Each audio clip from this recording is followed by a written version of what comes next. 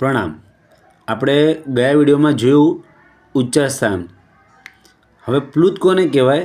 તો જેમ કે આપણે ખાલી અ બોલીએ અને અ લંબાઈને બોલીએ આ, તો એ પ્લુત કહેવાય છે. અને સ્વરની આગળ તમે જોયો આવી રીતના સંજ્ઞા આપીને લખવામાં આવે છે, એ પ્લુત કહેવાય છે. પછી આંખ મીચતા કે ઉઘાડતા જે સમય થાય તેને માત્રા કહેવાય છે. રસ્વની 1 માત્રા, દીર્ઘની 2 માત્રા અને પ્લુતની 3 માત્રા. સ્વર જ્યારે નાસિકાની મદદથી આપણે બોલીએ ને એ અનુનાસિક કહેવાય. અને એના ઉપર અર્ધચંદ્રાકાર અને બિંદુ મૂકીને એ લખવાની રીત હોય છે. જેમ કે અ ઉપર તમે જોઈ રહ્યા છો જે અર્ધચંદ્રાકાર છે, આ ઉપર અર્ધચંદ્રાકાર છે, અ ઉપર અર્ધચંદ્રાકાર છે, એટલે આ અનુનાસિકથી જ્યારે બોલવામાં આવે અને લખવાની રીત આ રીતના છે.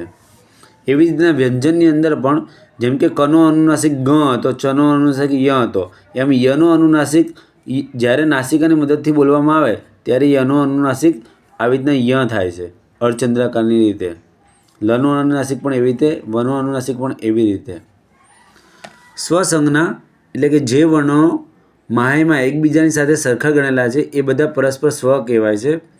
જેમ કે અના 8 સ્વ છે, તો કયા કયા? તો કે અ અને આ, પછી અપ્લુત, આપ્લુત, પછી અર્ધચંદ્રાકાર નાસિકાની મદદથી બોલ્યો એ, આ અર્ધચંદ્રાકાર નાસિકાની મદદથી બોલ્યો એ, પછી અર્ધચંદ્રાકાર નાસિકાની મદદથી અને પ્લુત, અને આ અર્ધચંદ્રાકાર નાસિકાની મદદથી અને પ્લુત. એવી રીતના 5 સ્વરની અંદર ગણાશે. જેમ કે હવે ઈ છે તો આપણે ઈનું લઈએ, રસ્વ ઈ, દીર્ઘ ઈ પ્લુત, પછી દીર્ઘ ઈ પ્લુત.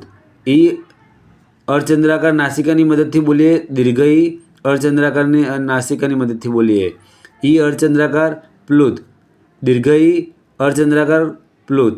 એવી રીતના 5 સ્વરના 8 થશે સરખા, જે સ્વસંજ્ઞા કહેવામાં આવે છે.